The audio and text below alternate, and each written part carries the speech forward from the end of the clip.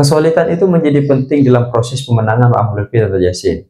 Karena kalau dilihat Pak Jokowi dan Pak Prabowo ini kan sudah turun gunung sampai memberikan pernyataan. Pak Jokowi sampai ikut kampanye. Ini ibaratnya itu Pak Jokowi itu dan Pak Prabowo sudah bilang bahwa mati-matianku membelamu di depan mereka. Jokowi dan Pak Prabowo tidak bisa memenangkan Ahmad Lutfi dan Tajul Yassin, maka sampai saat itu karir politik Jokowi akan selesai.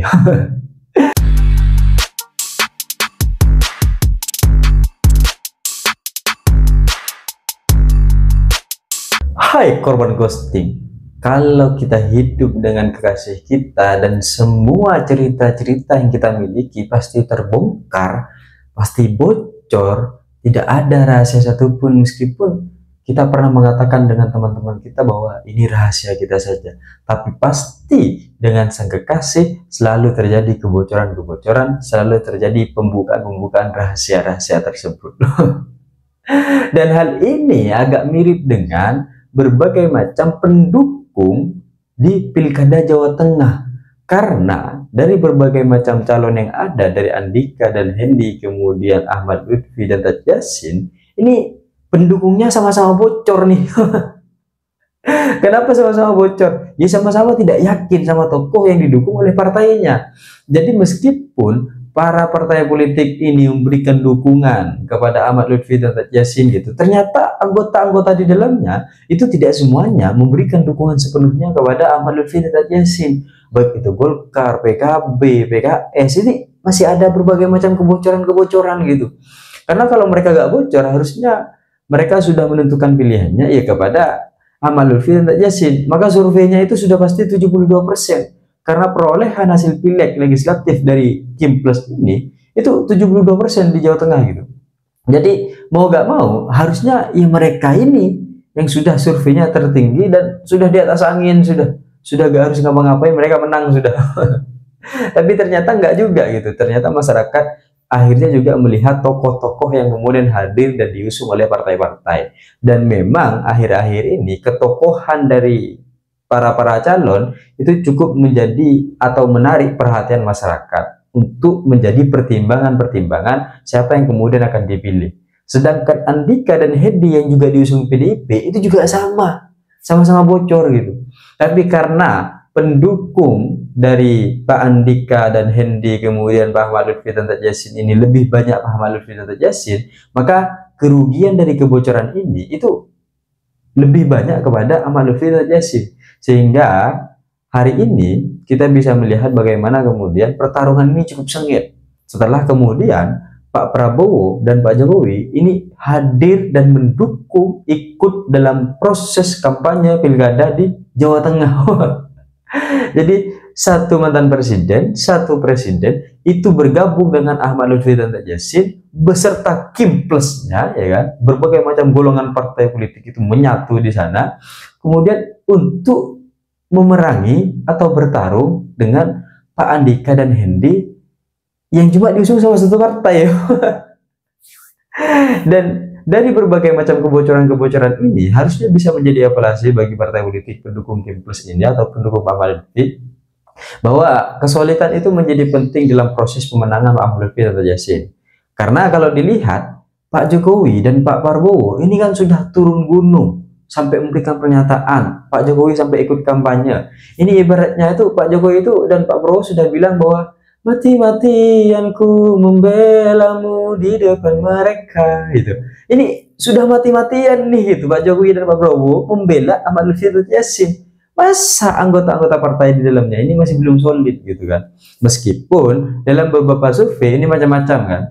Ada survei yang kemudian mengungguli Pak Andika sekitar 50% gitu kan. Sedangkan Pak Ahmad Lutfi dan Tajul Yassin itu sekitar 40-an gitu. Tapi ada survei juga dari indikator yang mengatakan bahwa survei Pak Andika dan Pak Hendy ini sekitar 43%, sedangkan Pak Ahmad Lutfi dan Tajul Yassin itu sekitar 47%. Memang jaraknya tipis sekitar 3% saja, dan ini memang cukup sengit. Tapi dari berbagai macam kejadian yang disurvei oleh indikator ini, ya tentang kebocoran-kebocoran ini gitu. Jadi kalau rumah kita kena hujan kemudian bocor gentengnya, ini kan basah di dalam kan. Nah, mungkin kebocoran-kebocoran itu juga karena ladang basah. Atau memang ya banyak kemudian ketidaksepakatan bahwa untuk mendukung Ahmad Lutfi dan Yassin, sehingga ini memang hanya menjadi kesepakatan para elit, tapi di bawah itu tidak solid gitu, sehingga dari kesepakatan-kesepakatan elit ini ya hanya menghasilkan semacam klaim dukungan saja, tapi gerakan-gerakan di bawah tidak sepenuhnya mendukung Pak Ahmad Lutfi dan Yassin, sehingga ini memang menjadi perhatian gitu. Meskipun sampai sekarang berbagai macam survei ini sudah mulai berubah kan. Yang awalnya Pak Ahmad Lutfi ini dan Tajasin ini unggul sangat jauh gitu kan, perbedaannya sangat jauh, tapi ternyata akhir-akhir ini cukup sebanding sangat sengit sekali gitu. Ini posisi sangat sengitnya ketika Pak Prabowo dan Pak Jokowi ini hadir dalam kampanye, ikut terlibat. Sengit gitu. Ketika beliau-beliau ini hadir, ini sengit sekali gitu. Bahkan seluruhnya sudah bergabung dalam partai politik, dalam koalisi Kim Plus ini masih dalam posisi yang sangat sekali gitu. Ini kan berarti memang ada berbagai macam ketidakinginan dalam diri masyarakat dan penglihatan masyarakat terhadap tokoh-tokoh yang diusung oleh partai-partai politik, sehingga dari ketokohan-ketokohan yang ada kita bisa melihat, masyarakat bisa melihat siapa yang kemudian akan dipilih sebagai pemimpin di Jawa Tengah, sebagai gubernur di Jawa Tengah. Dan hal ini akhirnya mengundang pandangan-pandangan dari Bawaslu dan berbagai macam hal yang berkaitan dengan kampanye-kampanye yang dilakukan baik itu oleh Bapak Presiden Prabowo, oleh Pak Jokowi, mengundang Bawaslu untuk akhirnya membentuk yang namanya tim penelaahan, tim untuk kemudian menyelidiki penyalahgunaan atau hal-hal yang lain terkait pelanggaran-pelanggaran dalam proses pemilu gitu. Baik kampanye yang dilakukan oleh Bapak Prabowo, baik kampanye yang juga diikuti oleh Bapak Jokowi. Ini sedang dilakukan tim. Apakah kemudian nanti ternyata terjadi pelanggaran terkait berbagai macam dugaan-dugaan penggunaan aparatur negara dan sebagainya, atau terkait berbagai macam hal yang sedang hari ini Bawaslu selidiki, maka kita bisa melihat bagaimana kemudian ya kubu-kubu ini, termasuk dalam kubu Ahmad Lutfi dan Yassin, sedang mengakomodir berbagai macam tokoh-tokoh elit untuk memenangkan yang beliau ini, untuk memenangkan Ahmad Lutfi dan Yassin. Tapi sebenarnya tidak ada persoalan dalam dunia politik, kita memang harus meloncat ke barat ke timur, dan hal ini menjadi biasa. Tapi ketika kemudian akhirnya seluruh elit ikut hadir untuk kemudian memenangkan yang namanya satu pasangan yang koalisinya sudah sangat besar, maka pertanyaannya, ada kepentingan apa elit ini harus turun gunung? Ini kan akhirnya bisa dilihat.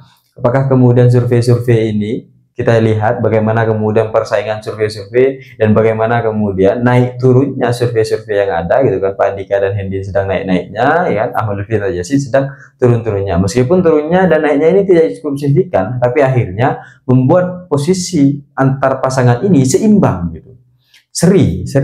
Jadi kita masih belum melihat siapa yang kemudian akan menang dengan pasti gitu. Kalau kata Pak Jokowi itu kan, jangan sombong. Ya kita lihat saja seluruh survei yang ada, jangan sombong. Pak Jokowi ini dalam hatinya kesel banget kayaknya. Jangan sombong-sombong lah, tunggu dulu habis ini. Saya sudah turun gunung. Maka kamu akan lihat bagaimana kemudian dampak dan efek yang saya berikan ketika saya turun gunung. Ini jadinya yang sombong siapa itu? Jadinya yang sombong siapa? Pak Jokowi atau yang lain gitu kan? Atau ternyata Pak Jokowi sedang mengatakan pada dirinya sendiri agar tidak sombong. Karena memang gerakan-gerakan dilakukan oleh berbagai macam elit-elit ini untuk kemudian menangkan satu pasangan Ahmad Lutfi dan Yassin itu cukup keras gitu. Usahanya cukup sungguh-sungguh gitu. Maka seharusnya pada akhirnya memang kalau di akhirnya nanti di Jawa Tengah Pak Ahmad Lutfi dan Yassin ini ternyata kalah, maka karir politik Jokowi kira-kira juga tidak terlalu lama dan sejak saat itu sudah selesai. Tapi Prabowo tetap jadi presiden. Tapi kata Pak Jokowi, kita tetap jangan sombong, dan dari berbagai macam hasil-hasil survei yang ada ini tetap menjadi evaluasi dan perbaikan untuk masing-masing tim-tim atau masing-masing calon-calon gubernur yang ada di Jawa Tengah. Tapi bagaimanapun itu, kehadiran elit tentu memiliki kepentingan. Maka pertanyaannya adalah, apa yang menjadi kepentingan dari kehadiran elit? Apakah untuk menjaga berbagai macam kasus? Apakah untuk menjaga berbagai macam rahasia? Atau memang untuk menembel berbagai macam kebocoran-kebocoran yang ada, sehingga kebocoran-kebocoran ini bisa diatasi maka tidak ada ladang basah yang harusnya akan diketahui oleh orang-orang yang ada di bawah atau orang-orang yang ada di dalam rumah. Sehingga ini hanya diketahui oleh orang-orang segelintir saja bahwa terjadi kebocoran yang akhirnya menghasilkan ladang basah, maka ini tidak perlu diungkap sehingga elit perlu menutup itu untuk hadir dan memenangkan Pak Andika dan menangkan Pak Ahmad Lutfi dan Taji Yassin.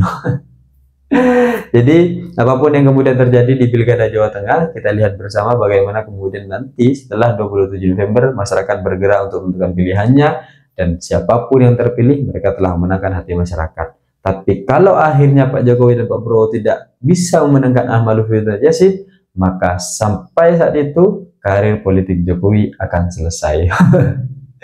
Saya pikir itu cita-cita saya ingin seperti Gibran, tapi saya sadar diri dan sadar posisi. See you, korban ghosting.